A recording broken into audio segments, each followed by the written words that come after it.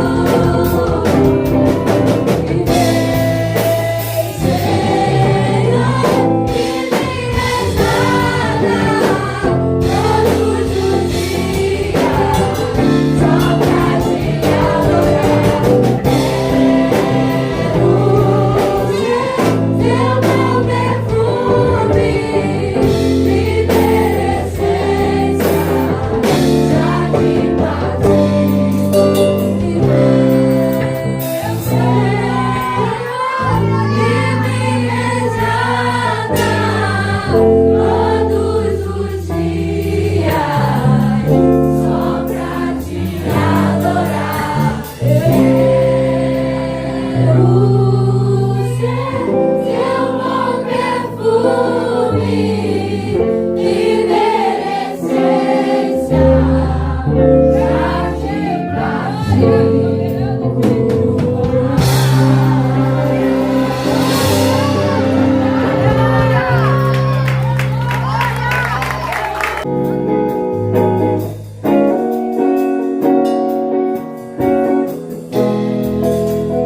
Enche esse ambiente, enche esse lugar.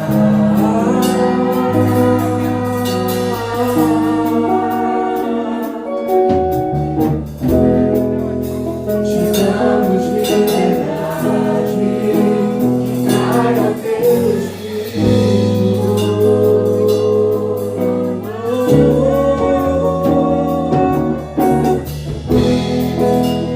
Enche esse ambiente, enche esse lugar.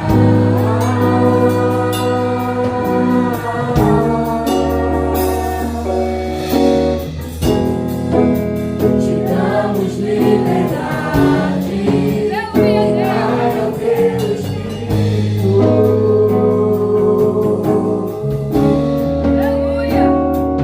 Vem fazer o que nenhum homem fez, vem fazer o que a história nunca viu, vem comigo, tudo escrito em Joel.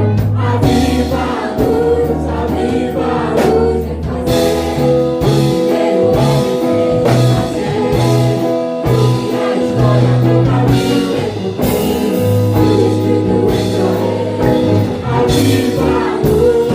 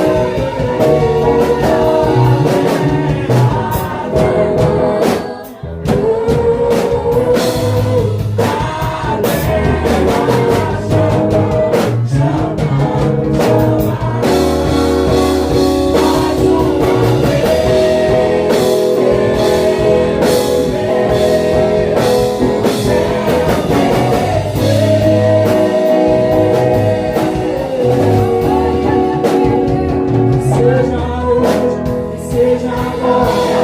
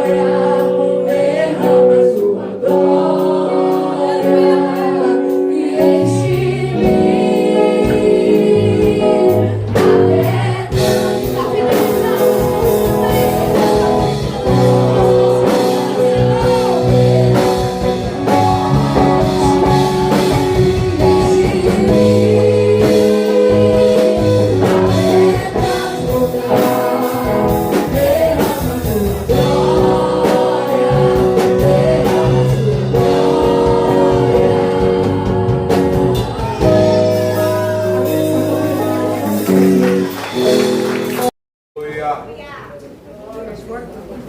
Santo, santo, santo. Glória a Deus.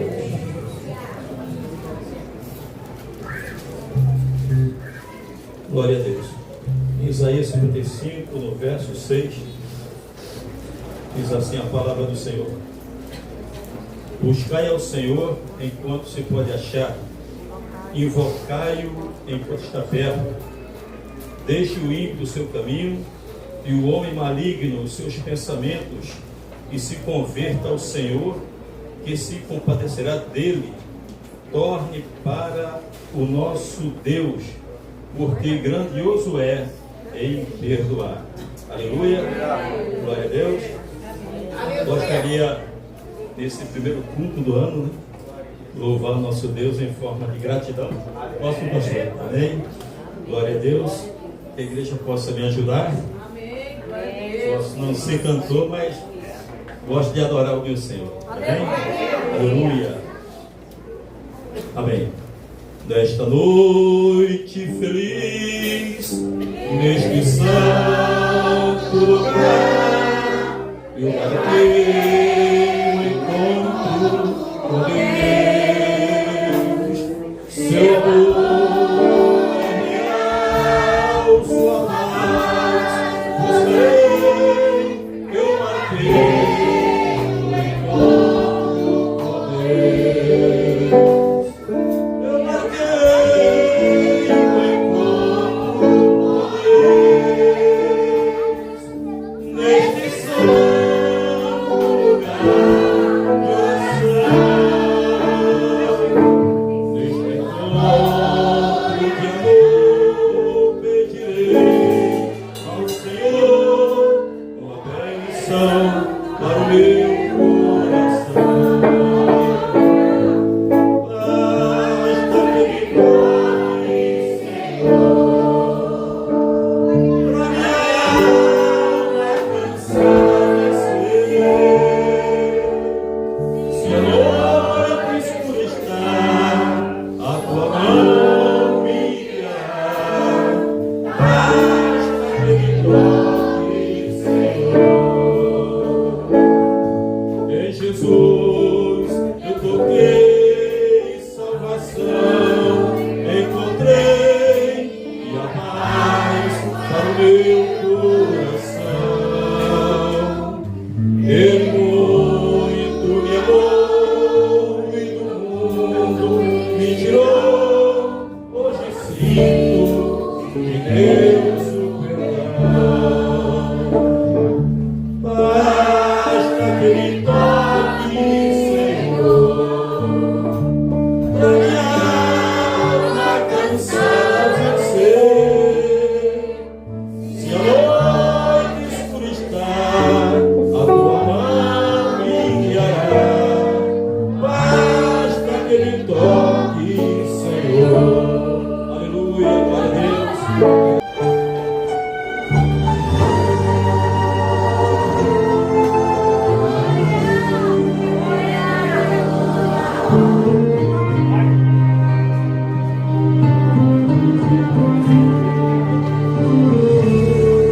Renova, Senhor, a força de quem não tem tanta firmeza. Renova, Senhor, a fé de quem já cansou da peleja. Renova, Senhor, a esperança de quem espera e sua vez não chega. Renova, Senhor, hoje aqui. Renova. Renova o moço que está velho. Renova o velho que ainda é moço. Renova, Senhor, hoje aqui. Renova.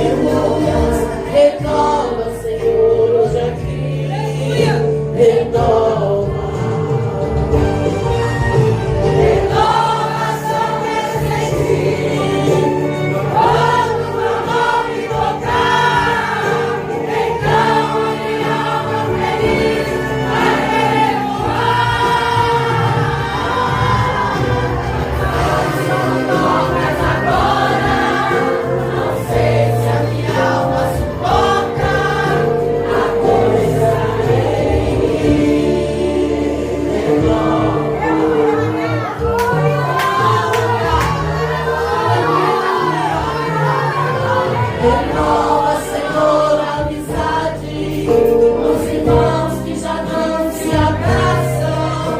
Renova, Senhor, o fervor que provém lá do trono da graça.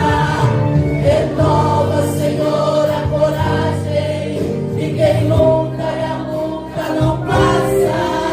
Renova, Senhor, hoje aqui. Renova.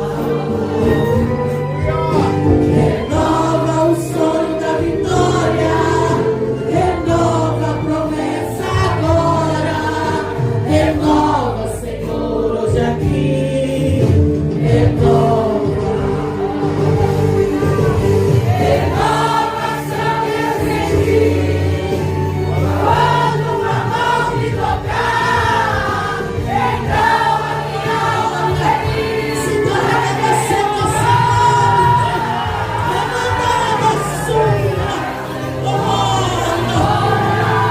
Não sei se a minha alma decora.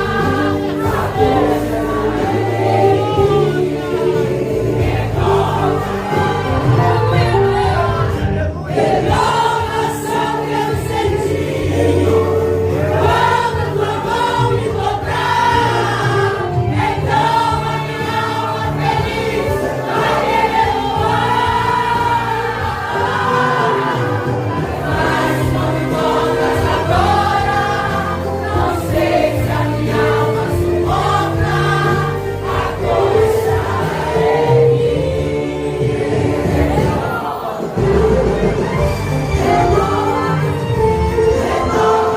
a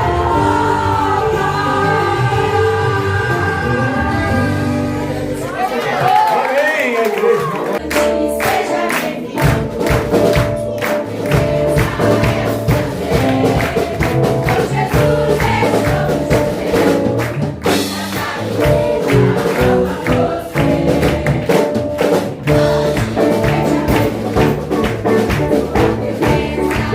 seja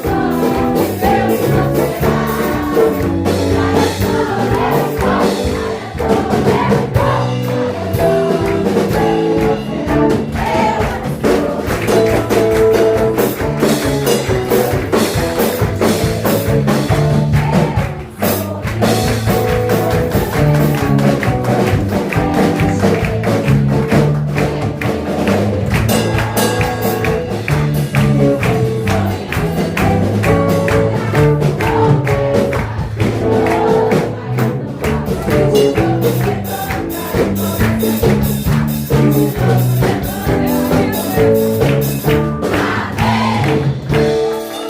Jesus, Meus irmãos, Israel será o boca de Deus hoje para nós. Amém. Eita glória! A sua esposa faz assim. Isso. Mas nós estamos também com o diácono Luiz também. Agora vem para a congregação aqui. Sério, amém? Meus irmãos, como nós vamos dizer? Quem quer ouvir Deus falar através do pastor François, diz amém. Vem para o casamento do filhão e vai ficar com a gente amigo nosso. Então vamos escapelar ele aí. Vamos lá, 1, 2, 3. Seja bem-vindo em nome de Jesus. Volte sempre. Vem pro Rio de Janeiro. Fica com a gente, que a Caderezo te ama. Eu vou de contra toda, parece que é regra, né? Toda mulher de pastor canta, mas eu não canto, irmãos. Vou compartilhar com vocês uma palavra muito conhecida de toda a igreja, João 3,16. E antes de ler, eu gostaria de agradecer a recepção da igreja, dos irmãos. Sempre que nós estamos aqui no Rio, nós somos bem recebidos pela igreja, todo carinho. Logo mais, também faremos parte da igreja, né? Aleluia! A família da igreja Cadezo. Letícia, a pastora lá. Eu queria louvar a Deus desde já, porque Deus tem sido fiel conosco, nossos filhos. E eu louvo a Deus por toda a bênção derramada sobre as nossas vidas, através da vida dos nossos filhos. Amém? É aqui, João 6, 3,16, que diz assim: porque Deus amou o mundo de tal maneira que deu seu Filho unigênito para todo aquele que nele crê, não pereça, mas tenha vida eterna. Amém? Essa palavra é uma promessa para todos nós, para aqueles que creem no Senhor, para aqueles que permanecem fiel ao Senhor. Nós teremos a vida eterna. Basta somente que nós creiamos nele e continuemos firmes nas promessas que Deus tem feito para as nossas vidas, para que nós possamos herdar a eternidade. A nossa vida aqui é passageira, é muito rápido, é como um sopro, né? A palavra de Deus fala como se fosse um orvalho na manhã, que logo ele vem e desaparece. Assim as nossas vidas aqui, irmão. Possamos viver esse ano de 2026 da melhor maneira possível, que é através da companhia e na presença do amigo Espírito Santo e através de Deus. Amém? Como explicar o amor que vai de leste ao oeste pra me resgatar? Tu me conheces bem, tu sabes quem eu sou.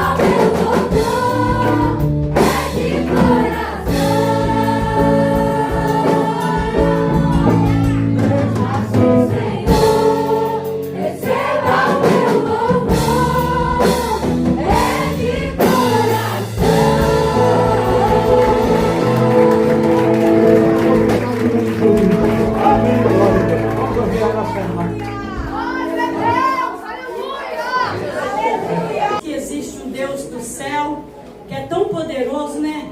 Que está aqui em nosso meio, que tudo pode fazer por nós. Mesmo sem nós merecer, Ele tem olhado para nós com o teu olhar. Aleluia! Existe um Deus no céu, que a letra do papel não pode descrever. Não dá pra imaginar, não dá pra comparar o seu grande poder. Ele faz o que Ele quer, soberano e forte até.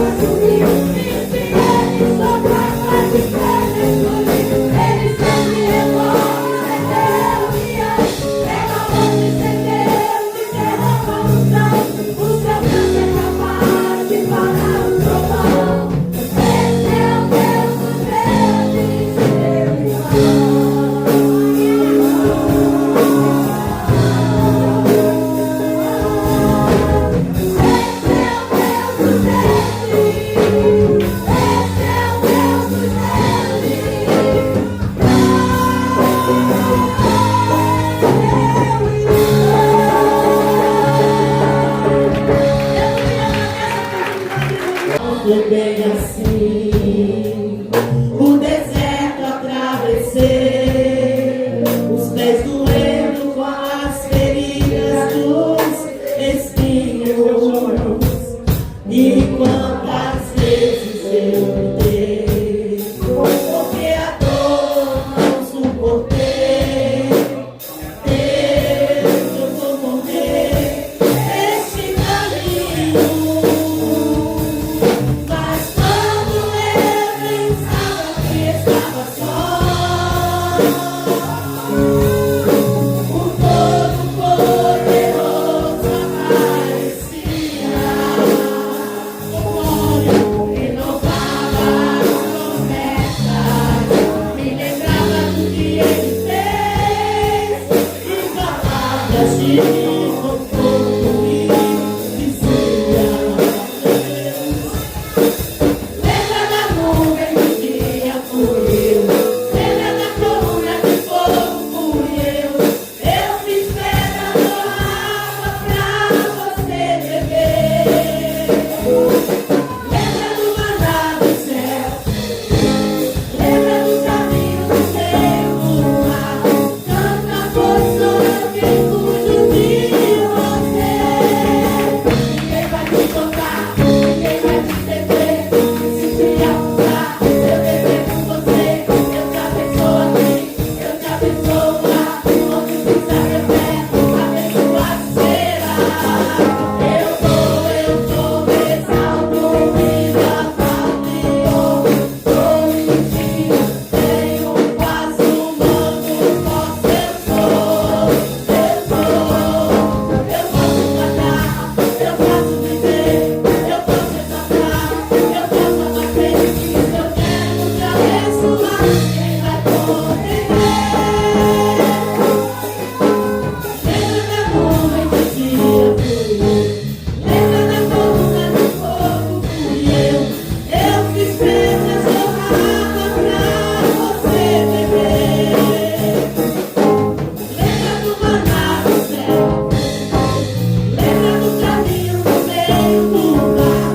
Tanta coisa sou eu que cuido de você. Ninguém vai te tocar, ninguém vai te defender. E se te acusar, eu defendo você. Eu te abençoo aqui, eu te abençoo lá. Onde quiser teu pé, abençoado será.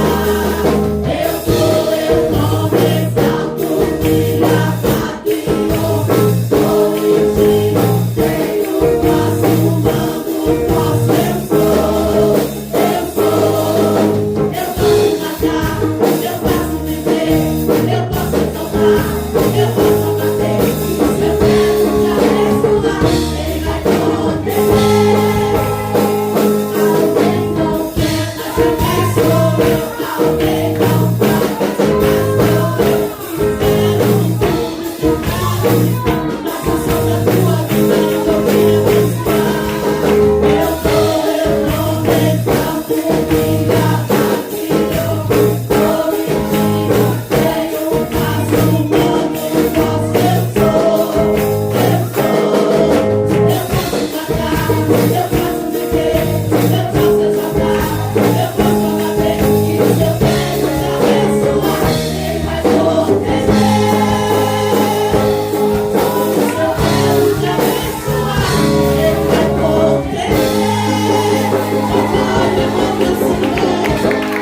Esse é um texto para a nossa meditação, o livro dos Salmos, Salmo de número 51. Salmo de número 51, Salmo de Davi. Confesso para os irmãos que estou ali quietinho só recebendo, né? Eita glória! Estou me alimentado por esses dias. E coisa boa é ouvir a voz de Deus. Salmo de número 51, quero deixar para os irmãos apenas o verso de número 10 e o verso de número 11. Verso de número 10, verso de número 11. Cria em mim, ó Deus, um coração puro e renova dentro de mim um espírito inabalável. Não me repulses da tua presença, nem retire de mim o teu Espírito Santo. Com certeza os irmãos conhecem de cor esse salmo de Davi, diante do pecado que cometeram. Davi, ele vai compor esse salmo e ele vai justamente apresentar diante desse salmo uma das questões que nós não podemos fugir, que é a sua natureza pecaminosa, quando ele diz acerca desta natureza, que em iniquidade ele foi formado e em pecado concebeu a sua mãe. Davi apresenta a sua natureza pecaminosa, ele apresenta o motivo, um dos motivos pelos quais ele seguiu a sua vida de pecado, porque esse mal, esse pecado já estava nele, a sua natureza o conduzia por este caminho. Mas no verso de número 10 e no verso de número 11, Davi apresenta para a gente o segredo para uma vida de sucesso: é ter em nós a presença do Espírito Santo. Quer ser vitorioso em 2026? Tenha a presença do Espírito Santo sobre a sua vida. Quer ser vitorioso em 2026? Não importa as circunstâncias que vão te rodear, para que você seja vitorioso em 2026 e nos próximos anos, tenha a presença do Espírito Santo sobre a sua vida, que Ele vai te conduzir independentemente de qualquer obstáculo no meio do caminho. Deus te abençoe em nome de Jesus. Nada encontrarás de bom, mas o desejo eu tenho de ser transformado. Preciso tanto do teu perdão, dá-me um novo coração, dá-me um coração igual ao teu, meu mestre, dá-me um coração igual ao teu, coração disposto a obedecer.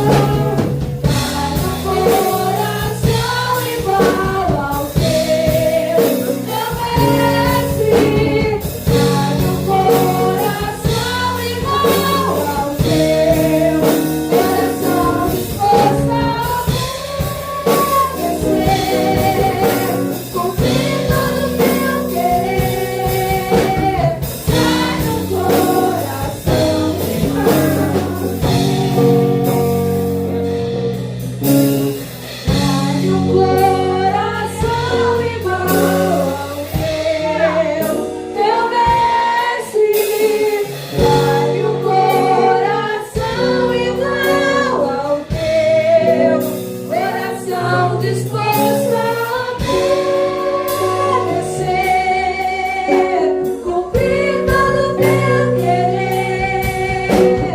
Dá-me um coração igual ao teu, coração disposto a obedecer, cumprir todo o teu querer.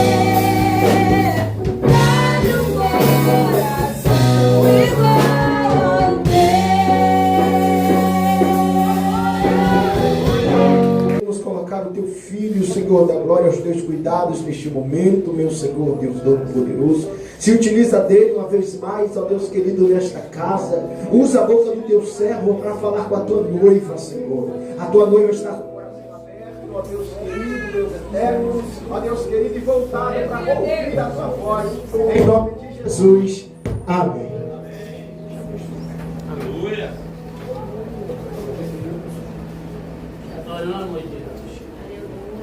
Eu saúdo a igreja com a doce paz do Senhor. Amém. Amém, igreja. Amém. Eu estou muito feliz. Nossa, que felicidade. Estar aqui mais uma vez, rever os irmãos. Essas coisas só o Papai do Céu que proporciona nas nossas vidas. Eu fico até um pouco assim linkado. Obrigado, meu pastor. Aleluia. O pastor está ótimo. Eu fico até um pouco melindrado, porque quando o pastor Paulo de manhã falou assim: olha, tu está aqui, então tu vai ministrar hoje à noite. Mas quando eu cheguei, eu vi a tribuna aqui, o coração até acelerou, porque aqui atrás de mim só tem cospe de fogo. E aí fica até difícil pregar com esses homens de Deus aqui atrás de mim. Olha aqui para trás, vejo meu pastor Leonardo, labareda de fogo. Olhei para cá, Wagner, maçarico de Jeová. Prego mais um. O que vai sobrar para mim hoje? Meus amados, mas Papai do Céu é muito bom. Aprove a Deus que Ele quis hoje que eu fosse o menor da casa dele. E eu estou como o menor da casa de papai. Te convido por gentileza, abra a tua Bíblia naquele livro. Vamos ver se o pessoal está bom de escola bíblica dominical. Eu vou dizer qual é o livro. A nossa Bíblia é diferente da Bíblia católica, pois a Bíblia católica tem 73 livros. Cadê o teólogo? O professor está aqui. Não posso errar que o professor está aqui hoje. Diferente da Bíblia católica, a nossa Bíblia tem 66 livros. A Bíblia católica tem 7 a mais, porque são os livros deuterocanônicos, os livros apócrifos. Mas os nossos 66 livros compõem a nossa Bíblia. Desses 66 livros que compõem a nossa Bíblia, 39 compõem o Antigo Testamento, você sabe. 27 compõem o Novo Testamento. Desses 27 que compõem o Novo e desses 39 que compõem o Antigo, eles são divididos em 4 partes. Escute, quantas partes eu disse? 4. Tudo isso para dizer qual é o livro que nós vamos abrir. Amém, meus amados? O Antigo Testamento é dividido em 4 partes. O Novo Testamento também é dividido em 4 partes. O Antigo Testamento, a sua primeira parte, são os livros da lei, escritos por Moisés. São 5 livros apenas. Depois é seguido pelos livros históricos, 12 livros. Continuando, aparecem os livros sapienciais, os livros conhecidos até o livro de Salmos, Provérbios, o livro de Jó. São 5 livros também. Em seguida temos 16 profetas. Porém são os 17 livros proféticos. Por quê, pastor? Porque tem Lamentações de Jeremias. Dá um total de 39 livros. O Novo Testamento não é diferente, porque é dividido também em 4 partes. Iniciando por os 4 evangelhos, seguido por um livro histórico, o livro de Atos dos Apóstolos. Após ele nós vamos ter as 21 cartas. 13 ali são destinadas ao apóstolo Paulo. Olhando para cá, por gentileza, terminando as cartas, temos um único livro. Esse livro é o único livro profético do Novo Testamento. E eu te convido você a abrir a tua Bíblia neste livro, que é o único livro profético do Novo Testamento. Qual é o livro que eu estou falando? Apocalipse. Livro de Apocalipse. Por gentileza, é o capítulo de número 2. Foi tão fraco. Qual é o livro? Apocalipse. Para morar no céu, qual é o livro? Apocalipse. Oh, glória, aleluia. Livro de Apocalipse, o capítulo é o de número 2. Deixa eu puxar meu óculos, que agora, meu pastor Paulo, que eu fiz 30 anos, a minha visão já foi embora.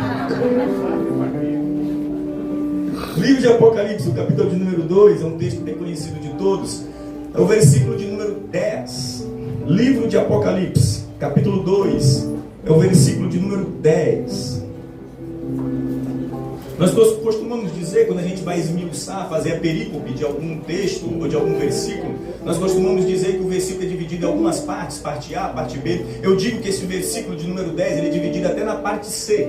Então eu quero ler com vocês somente a última parte, quando inicia do último ponto ali, o último ponto continuando. Amém? Todo mundo encontrou? Quem encontrou, diga: eu vou morar no céu. Eu vou morar no céu. céu. Meu pastor Paulo, sinto muito, mas está difícil a igreja morar no céu, porque nós somos crentes pentecostal. Eu vou te dizer uma segunda vez. Quem encontrou, diga: eu vou morar no céu. Eu vou morar no céu. Glória, se você não está de posse do exemplar da Bíblia Sagrada, diga assim: me espere que eu vou também. Amém. Eu prometo que não vamos demorar. No meu relógio aqui, meu pastor, são 19h25. Até meia-noite, tá bom, meu pastor? Tem gente que já quis botar o pé na porta ali para correr. Eu estou brincando, igreja, vou ser breve. Amém? Livro de Apocalipse, o capítulo de número 2, o versículo de número 10. Apenas a parte C, que diz assim: ser fiel até a morte, e dar-te-ei a coroa da vida. Olhando para cá, eu vou tirar até meus óculos, porque eu quero falar nos teus olhos. Olha para cá. E eu vou falar como crente pentecostal que nós somos, porque Deus nos chamou para ser o povo barulhento, o povo que adora, o povo que glorifica, que exalta o nome dele. E o povo pentecostal, de fato, ele é um povo que não fica parado. Olhando nos teus olhos, eu te digo: ser fiel até a morte, e dar-te-ei a coroa da vida. E se você crê, senta glorificando, aplaudindo e exaltando o nome dele.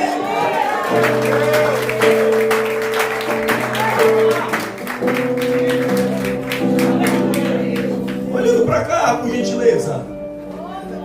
Sabemos que o Antigo Testamento foi escrito toda a sua totalidade, 99,99% no hebraico. Alguns versículos são citados no aramaico, pouquíssimos. Mas o Novo Testamento foi escrito em grego koiné.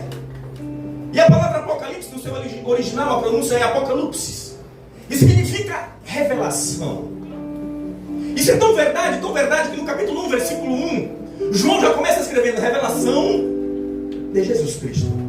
Mas quando nós lemos o livro de Apocalipse na íntegra, nós vamos entender e aprender, compreender que o livro de Apocalipse ele pode ser resumido em 3 verbos. Quais são eles, pastor? O primeiro verbo, repreender, olhando para cá. O segundo verbo, fortalecer. O terceiro verbo, revelar. Pastor, repreender por quê? Por que repreender é o primeiro verbo? Porque quando nós lemos os capítulos 1, 2 e 3, Jesus se manifesta a João. E ele vai dizer para João escrever 7 cartas às 7 igrejas que estavam na Ásia Menor. E o intuito dessas cartas é repreender. Somente 2, Esmirna e Filadélfia, não vão receber a sua repreensão. Olhando para cá. Mas tem um segundo verbo. O segundo verbo é fortalecer. Porque o livro nos mostra um povo fiel a Deus, que passa por dificuldades, tribulações. Olha para cá. E Deus já me trouxe para dizer uma primeira verdade logo nessa introdução para você. E qual é a verdade, pastor? Que existe um evangelho que é mentiroso. Existe uma teologia que é mentirosa. E essa teologia vai dizer que a partir do momento que eu e você recebemos Cristo, nosso Senhor e único Salvador nas nossas vidas, não teremos mais problemas e dificuldades. Olha para cá, é mentira. É mentira. De Gênesis a Apocalipse, todos os homens de Deus tiveram seus embates, momentos de lutas, tribulações e dificuldades. Todos eles, os patriarcas, Abraão, Isaac, Jacó, José, todos eles tiveram seus momentos difíceis. Os juízes, Gideão, Jefité, todos eles, olha para cá. Os profetas tiveram seus momentos difíceis. Os discípulos tiveram seus momentos difíceis. Jesus do Getsemane, a Bíblia vai dizer que ele foi tomado por uma aflição tão grande que o seu suor transformou-se em gotas de sangue. E você acha que comigo e com você seria diferente? Olha pra cá. Não é por conta do momento, não é por conta da dificuldade. Talvez tu encerrou 2025 querendo que ele fosse de uma maneira tão grandiosa na tua vida, mas não foi. Já está iniciando 2026 e está tudo difícil. Olha pra cá. Não é por conta da minha dificuldade, do teu problema que muitas vezes nós venhamos passar. de ser soberano. Uma das coisas que o livro mostra é no capítulo 4, a partir do versículo 1, que vai dizer que Ele é um Deus, que o seu trono está nos céus. Ou seja, Ele é um Deus que reina, é um Deus majestoso, é um Deus glorioso, e não importa qual seja o momento, Ele continua sendo o governante da minha vida e da tua vida. Mas isso é tão verdade, mas tão verdade, que o salmista, no Salmo número 93, verso 1, ele vai dizer: Ele reina, se veste de majestade. Mas é tão lindo, porque 3 dos 4 profetas maiores, Isaías, Jeremias, Ezequiel e Daniel, 3 deles, Ezequiel, Daniel e Isaías, vão falar da majestade desse Deus. Sabe o que eu estou falando para você logo nessa introdução? É sobre problemas, é dificuldades. 2026 pode ser bom? Pode, mas pode ser um ano também difícil, como foi 2025 para muita gente. Mas Ele nunca vai deixar de reinar na tua vida. Ele nunca vai deixar de ser aquele Deus soberano e majestoso. Olha para cá. Na visão de Ezequiel, no capítulo 1, versículo 26 do seu livro, Ezequiel vai ter uma visão. Que visão é essa, pastor? De anjos querubins. É interessante que Ezequiel vai ter a visão do firmamento. E quando ele vê o firmamento, além do firmamento, ele começa a ver algo diferente. O que ele vê, pastor? A Bíblia vai dizer que no versículo 26 do primeiro capítulo de Ezequiel, ele vai ter uma visão de algo semelhante a um trono. E ele continua com a sua visão, mas ele vai ver algo que é semelhante a um homem que está sentado sobre este trono. Aleluia. Só que Daniel vai mais além. Ele vai mais além, Daniel. Mais além de papai. No capítulo 7, versículo 9, Daniel vai ter uma visão, no capítulo 7, de 4 animais. Nós sabemos a história, é escatológica esse capítulo. Por quê? Porque os 4 animais, vou dizer o primeiro é um leão com asas. Simboliza quem, pastor? Simboliza a Babilônia, que vai conquistando os povos com rapidez. A segunda visão, porque vai ser o segundo animal. Qual é o segundo animal, pastor? É um urso com 3 costelas na boca. E esse urso é quem, pastor? É o Império Medo-Persa. E as 3 costelas na sua boca simbolizam as suas 3 maiores conquistas. Conquista da Lídia, da Babilônia e do Egito. Olha para cá. Mas ele vai ter a terceira visão do terceiro animal. E o terceiro animal é um leopardo com 4 asas. Simboliza o Império Grego. Alexandre o Magno, Alexandre o Grande, Alexandre da Macedônia vem conquistando tudo numa rapidez muito grande. Olha para cá. Mas tem o 4º animal que Daniel vai ver. Esse animal é feroz, seus dentes são de ferro, ele não consegue nem quase descrevê-lo. Simboliza o Império Romano. Mas no versículo 9 do capítulo 7, a visão começa a mudar, porque ele vai ver o ancião de dias. É lindo, porque ele vai dizer: os seus cabelos são brancos como a neve, as suas vestes puras como a lã. Olha pra cá. Mas ele está sentado num trono, e esse trono não é um trono qualquer, é um trono de chamas de fogo. Eu estou falando para você da majestade desse Deus maravilhoso. Mas quando chega em Isaías, o reino é dividido. Em 930, por conta de Roboão, em 930 o reino vai ser dividido em reino do norte e reino do sul. Você sabe a história. O reino do norte vai ser conhecido como Samaria, capital. Vai ser conhecido como Israel, capital Samaria. Reino do sul nós conhecemos Judá, capital Jerusalém. O reino do norte vai ser o primeiro a se corromper com Jeroboão. Sabemos da história. 2 bezerros de ouro, um em Dan e outro em Betel. Dan ficava no extremo norte, Betel ficava no extremo sul. Ele vai colocar os 2 bezerros de ouro. Ali vai iniciar a primeira idolatria no meio do povo de Israel. Mas Roboão também não vai ser diferente no reino do sul.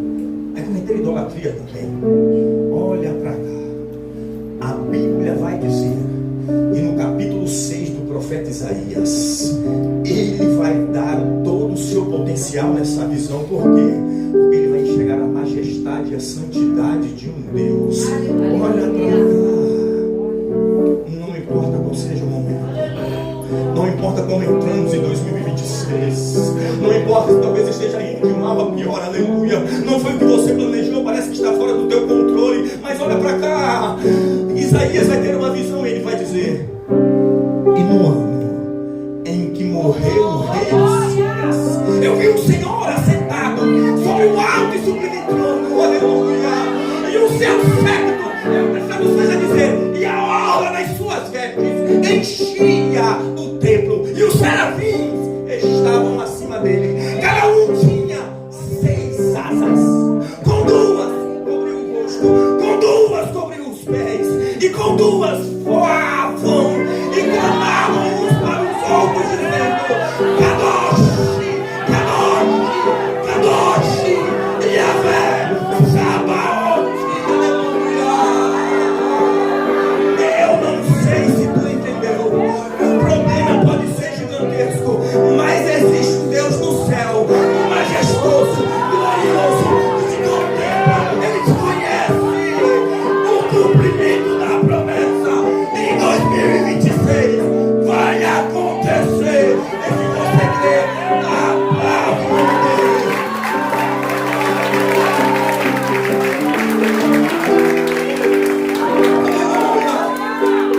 Aleluia. Tem um detalhe. Qual é o detalhe, pastor? E João, quando escreve o livro de Apocalipse, estava exilado numa ilha no mar Egeu, uma ilha rochosa. O nome da ilha? A ilha de Patmos. No versículo 9 a gente vai entender por que João foi parar na ilha de Patmos. Por conta da palavra de Deus e do testemunho de Cristo Jesus. Eu vou repetir. João, no versículo 9 do primeiro capítulo do livro de Apocalipse, ele revela porque estava na ilha de Patmos. Por conta da palavra de Deus e do testemunho de Cristo Jesus. Olha para cá. Quem te falou que quando você estiver orando, jejuando, lendo a palavra, louvando a Deus, as intempéries não vão chegar? Quem te falou isso? João foi parar na ilha de Patmos por conta da palavra de Deus e do testemunho de Cristo Jesus. Olha para cá. Em nenhum momento a Bíblia vai dizer os sentimentos que João teve na ilha de Patmos. Não precisa nem dizer. Por quê, pastor? Porque João estava exilado. Os seus irmãos discípulos já não existiam mais. Em Atos capítulo 7, o primeiro mártir, Estevão, apedrejado até a morte. Em Atos capítulo 12, a Bíblia vai dizer que Tiago foi morto a fio de espada. Os discípulos, um a um, foram assassinados. O interessante dessa história, que não aparece na Bíblia, mas vai dizer que Pedro, diante da sua morte, diante dos seus algozes, quando ele olhou a sua cruz, ele disse: não sou digno. Eu não sou digno. Eu não sou digno de morrer como meu Senhor. Os seus algozes olharam para Pedro e disseram: você não é digno de morrer como teu mestre? Crucifica-o de cabeça para baixo. André, crucificado em X. Bartolomeu, Tomé e outros foram transpassados por lança. Outros foram apedrejados e depois decapitados. Esse foi o fim dos discípulos. E João agora só na ilha de Patmos. Olha para cá. Você acha que João, nesse momento que estava na ilha de Patmos, sem os discípulos, você acha que João não se sentiu sozinho? Olha para cá. Em Mateus capítulo 4, a Bíblia vai dizer que Jesus vai chamar João e seu irmão Tiago.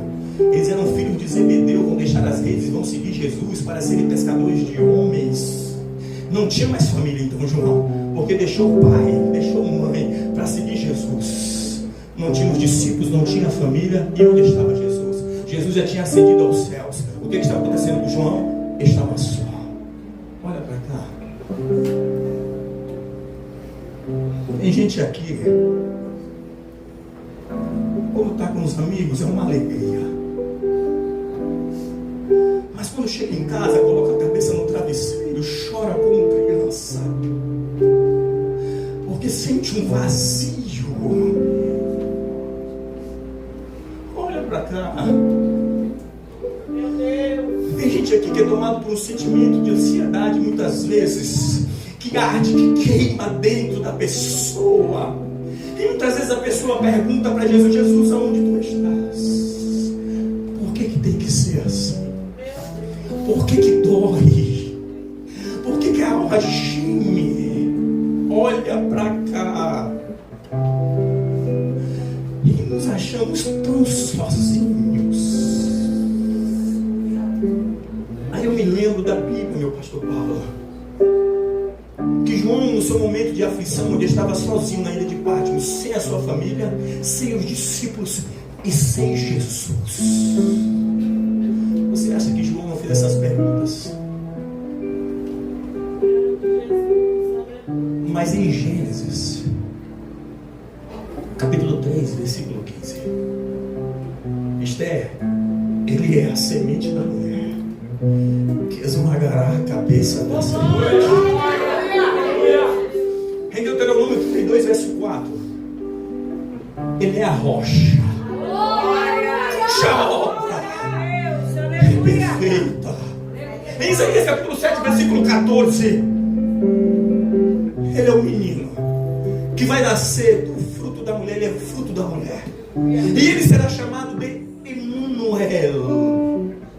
Mas em Isaías 9, capítulo 6, vai mais além, Isaías, porque Isaías vai dizer: ele é o menino que nos nasceu, o filho que se nos deu, e o principado está sobre os seus ombros, e o seu nome será nos teus tempos de guerra. Lembre-se disso, é nos teus tempos de guerra, porque ele vai dizer: ele é um maravilhoso conselheiro, o Deus forte, o Pai da eternidade. Nos teus tempos de guerra, ele é príncipe da paz. Mas de manhã nós estudamos no Evangelho de João aqui, que no capítulo 1, a partir do versículo 1, no princípio ele era o Verbo, e o Verbo estava com Deus, e o Verbo era Deus, e todas as coisas foram feitas por ele, nada do que foi feito se fez sem ele. Aleluia. Isso é tão verdade que no versículo 29 João Batista vai declarar: eis aí o Cordeiro de Deus que tira o pecado do mundo. Mas é muito lindo quando se fala sobre ele, que Paulo escreve na sua carta aos Romanos, no capítulo 11, versículo 36, Paulo vai dizer: porque dele, por ele e para ele são todas as coisas, glória a ele eternamente. Amém, aleluia. Olha para cá. Paulo poderia ter escrito qualquer coisa. Qualquer coisa Paulo poderia ter escrito. Mas isso ele não deveria ter escrito, porque ele estava preso quando ele escreveu a sua carta aos Filipenses. No capítulo 2, a partir do versículo 8, Paulo começa a dizer: ele foi obediente até a morte de cruz, e Deus lhe deu um nome que está acima de todo nome. Aleluia. E todo joelho no céu, na terra e debaixo da terra se dobra diante deste nome. Aleluia. E toda língua confessa que ele é o Senhor. Aleluia. Mas eu estava falando sobre João, um sentimento de solidão, e é onde eu e você muitas vezes também passamos. Quando chega uma dificuldade, um problema tão grande, e perguntamos: Jesus, aonde tu estás?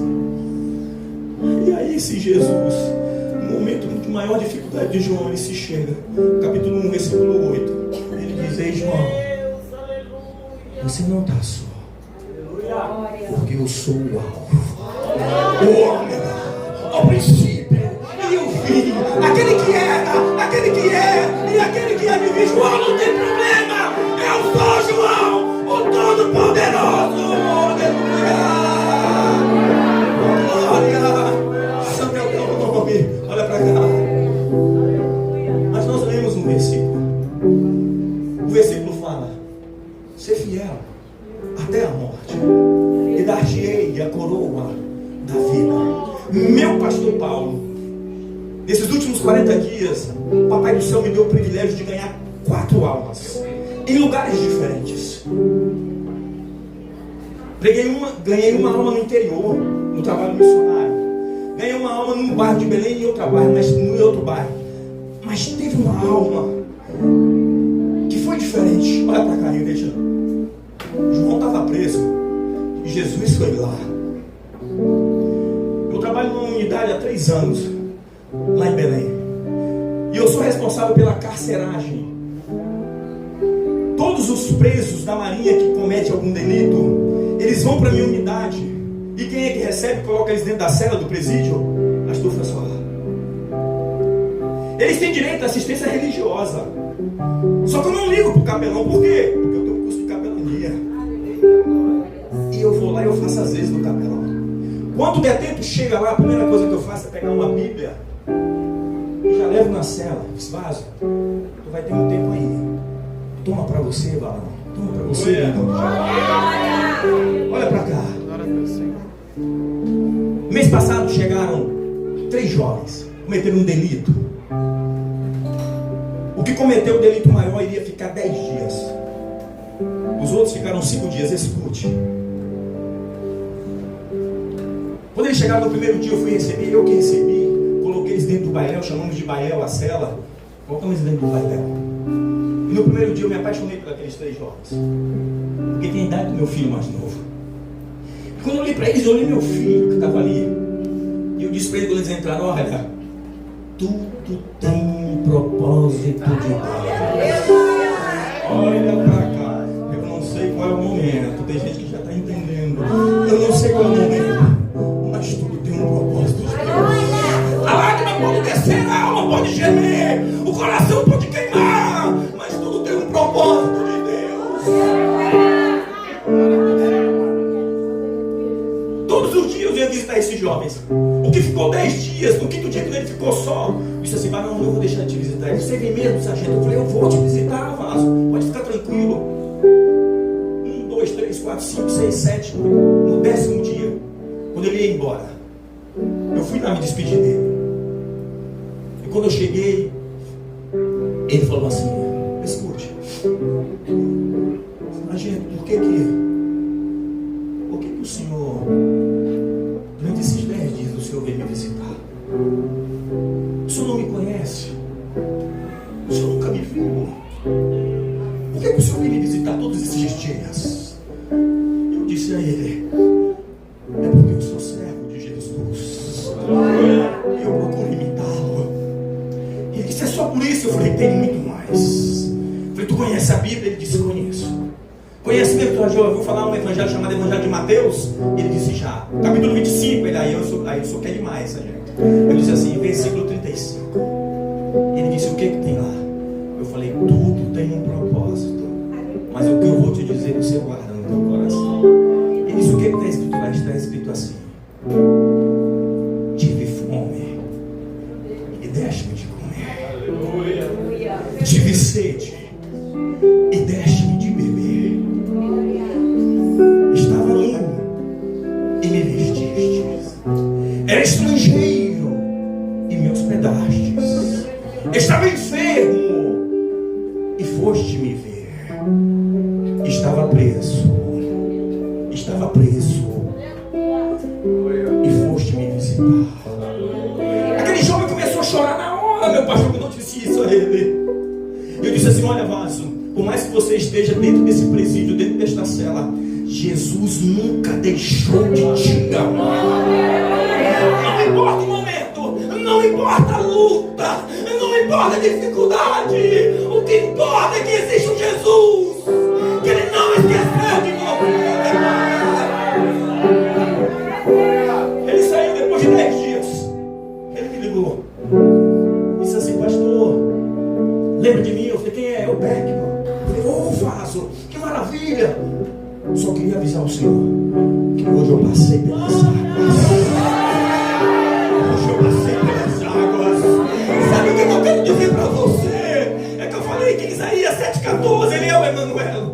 Mas em Mateus capítulo 28, o último capítulo de Mateus, versículo 20, a parte B, não importa o momento, não importa a dificuldade, o que importa é que ele vai dizer: eis que estou convosco todos os dias, até a consumação dos séculos. Ele está contigo.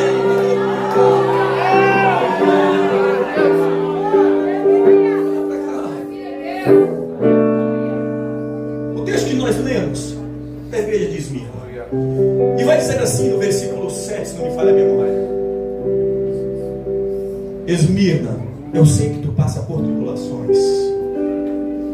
És pobre, abre parente, é muito rica. Eu vou repetir. Esmirna, eu sei que tu passa por tribulações. És pobre, abre parênteses. És muito rica. É isso mesmo, professor? Está lá no texto. E está lá. És muito rica. E eu fiquei com isso na cabeça. Como pode Jesus dizer que a igreja ao mesmo tempo ela é pobre, abre parênteses, mas é rica? Isso ficou encucado na minha cabeça, igreja. Falei, o que Jesus quer dizer? Eu fui começar a meditar. Eu falei, o Espírito Santo me revela isso, o que é isso? E o Espírito Santo me fez entender na pele, meu pastor. Campo missionário. No último dia, indo embora para casa, uma irmã pediu oração, uma irmã que estava paralítica. E papai do céu tocou na coluna dela, ela começou a andar. E ela queria ser grata, ela disse assim, pastor, antes do senhor ir embora, passe lá em casa para o senhor fazer uma oração ainda, que eu quero ser grata a Deus. Vai lá em casa, ainda leva um cacho de banana. Eu falei, irmão, eu já ia. Agora pelo cacho de banana eu vou mais ainda, irmão. E eu fui. Chegamos lá de manhã, porque lá é missão mesmo, pastor. Vamos lá. Meu amado pastor, estávamos lá orando, conversando sobre Deus. Eis que surge uma moto ao longe. Deixa eu dizer para você, igreja, pode ser pobre, abre parente, mas tu és muito rica, igreja. Você não imagina a riqueza que tem sobre a tua vida. Eu posso dizer qual é. Estava no campo missionário orando com a irmã, junto com alguns irmãos. De longe veio uma motinha. Um homem para de longe. A irmã disse assim, olha pastor, esse homem que vem na moto é um homem que vem de rede. Ele era da Paraíba. Eu falei, da Paraíba? Vem vender rede aqui. Ela disse, aqui pastor, no interior, no meio da selva, vem vender rede aqui. Ela veio nessa motinha ele anda tudo aqui, pastor. De longe, quando ele parou, longe, veio uns 200 metros que ele estava de mim. Ele parou com a motinha, desceu da moto, levantou o braço e gritou, ô pastor, eu tenho uma rede para o senhor. Eu disse, de onde o senhor me conhece? Eu perguntei a moto, de onde o senhor me conhece? És pobre, mas é muito rica. Quando ele chegou perto, ele já chegou chorando. Eu disse que todo mundo ficou encabulado. Os irmãos que estavam comigo disseram assim, você conhece o pastor? Ele disse, eu nunca vi. Eu falei assim, ué, Valão, como é que você sabe que eu sou pastor? Porque quando eu desci da moto ao longe, eu vi uma luz tão grande sobre a sua vida. Olha pra cá, sabe o que é isso? É o Evangelho de João, capítulo 14, a partir do 17. João vai dizer assim, o mundo é pobre, mas é muito rica. Aí Jesus vai dizer, capítulo 14, 17, o mundo não pode recebê-lo, aleluia, porque não conhece e nem o vê. Mas vós, cadê?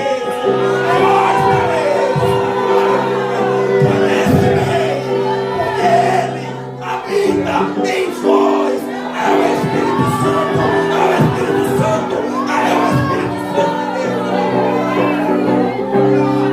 É a maior riqueza que nós temos, é a maior riqueza que nós temos. Olha pra cá, já vou encerrar. Mas o texto diz: ser fiel até a morte, e dar-te-ei a coroa da vida. Paulo vai escrever a sua última carta. Eu estou com medo aqui que o professor está ali, não posso errar, meus irmãos. Estou com medo, o Luiz está ali só de olhinho. Nós vamos escrever uma carta. Paulo escreveu a carta, a sua última carta, segunda carta de Timóteo, capítulo 4. Paulo estava preso. E nós sabemos que a história vai dizer, muita gente diz que não é, mas a história vai dizer que houve um incêndio em Roma. Os culpados, o povo judeu. Nero vai culpar os judeus. Muitos vão ser presos. E Paulo em 67 depois de Cristo. A Bíblia diz, a Bíblia não diz, mas a Bíblia diz que Paulo estava preso. Os anais vão dizer que Paulo foi decapitado a mão de Nero. E diz que foi decapitado por um gladil romano. Pastor, o que é um gladil romano? Como Paulo tinha duas nacionalidades, ele era judeu e romano. Então os romanos não podiam morrer crucificados. A sua sentença de crucificação não valia para os romanos. Mas todo cidadão romano, se fosse condenado à morte, morria com um gladil romano. E o que era o gladil romano? Era uma espada de 50 a 60 centímetros, de 2 gumes, ou seja, amolada dos dois lados. E Paulo foi decapitado. O que Paulo escreveu a Timóteo, na sua última carta, no capítulo 4, ele não deveria ter escrito. Por quê, pastor? Porque Paulo não teria mais cabeça. Paulo não ia ter mais cabeça. E Paulo escreveu: ei, Timóteo, eu estou só. A minha vida, Timóteo, está sendo entregue por aspersão de sacrifício, Timóteo. Mas no capítulo 7, Paulo escreve: mas, Timóteo, eu combati o bom combate, acabei a carreira e guardei a fé. No versículo 8, Paulo vai dizer: Timóteo, mas desde agora, Timóteo, me está preparada a coroa da justiça, a qual o justo juiz, naquele grande dia, me dará. Mas Paulo falava de uma coroa de justiça. Jesus, em Apocalipse capítulo 2, vai falar de uma coroa de vida. Oh, glória! O ano de 2025 começou tão difícil para mim e para minha esposa, mais para minha esposa. Por quê? No dia 30, se aproximando do dia 31 de 2024, da virada de ano, Deus jovens, o sobrinho de minha esposa morreu num acidente trágico, fatal. Estou encerrando. Ele montou numa moto, perdeu o controle, se chocou contra uma árvore e morreu. 27 anos. Eu estava passando uns dias na casa da minha mãe. Quando soubemos da notícia, fomos ao IML. Ajudamos a família no que podíamos ajudar. E fomos para o velório. Como pastor, de todos os ofícios que nós fazemos, ir em aniversário, orar pelo aniversariante, é maravilhoso. Fazer casamentos é maravilhoso. Que coisa boa. Batismo, nossa, que coisa boa. Você mergulhar numa pessoa e sair dali, emergir das águas uma nova criatura, que coisa linda. Mas se tem algo que machuca o coração de pastor quando vai fazer, é funeral. Temos que fazer porque faz parte do ofício do pastor. E uma das coisas que eu mais fiz em minha vida, em 8 anos de pastor, foi funeral. Fiz um agora em outubro, de uma irmã que me presenteou com a bateria do ponto de pregação lá de casa. Morreu sentada na sua cama, infartou, 50 anos. Olha pra cá. Mas no dia 30 eu fiz o culto fúnebre do sobrinho da minha esposa, um jovem de 26 anos. Estive lá, e para que papai me desse as palavras certas: eu estou chegando em coroa. Eu estou chegando em coroa. Porque hoje tem coroa para você. Quando eu terminei de ministrar no velório, o irmão da minha esposa, que era o pai do jovem, me abraçou chorando e disse: meu cunhado, pastor, muito obrigado pelas palavras. No dia 31, o jovem foi sepultado. Dia 1, 2, no dia 3. Aquele que me abraçou, que me agradeceu, não resistiu à dor de perder o único filho. Infartou na porta de casa. Olha pra cá. No mesmo lugar que eu fiz o funeral do jovem, eu estava lá fazendo o funeral de um homem que há 4 dias eu abracei e me agradeceu por ter dado as palavras no velório do filho. Olha pra cá. Minha esposa agora disse que a vida é como se fosse um orvalho. Aparece e desvanece. A vida é um sopro. O pastor está dizendo que eu vou morrer? Não. A vida passa muito rápido. Muito rápido. Já desse Daniel corria. Ele não está casando agora. Olha pra cá. O pai e o filho foram sepultados um do ladinho do outro. Cada um recebeu uma coroa de flores. As coroas eram lindas, porque tinham flores diversas: rosas, margaridas, petúnias, ramos. No segundo dia, as flores murcham. No terceiro dia, os ramos também vão embora. Semanas, meses, aquela coroa de flores não existe mais. Mas olha pra cá, existe uma coroa. Existe uma coroa que a mão do homem não faz. Nenhuma joia dessa terra, valor, o dinheiro pode comprar essa coroa. Olha pra cá. Antes do incêndio que teve lá no Museu Imperial, eu fui lá ver a coroa de Dom João. Que coroa linda, o preço inestimável, tantas pedras preciosas. Fui na casa de Dom Pedro II, lá em Petrópolis. Que coroa linda também, um valor inestimável. Eu fiquei impactado e fiquei curioso para saber qual a coroa mais valiosa dessa terra. Meu Deus. E eu comecei a pesquisar na internet qual era a coroa mais valiosa. Escute, eu estou encerrando. Eu comecei a procurar na internet. E hoje em dia, toda coisa que a gente quer saber, a gente vai logo no chat GPT. E eu fui no chat e botei: qual a coroa mais preciosa, mais valiosa dessa terra? E nesse dia o chat, eu acho que ele estava numa unção. Porque ele me respondeu logo de primeira.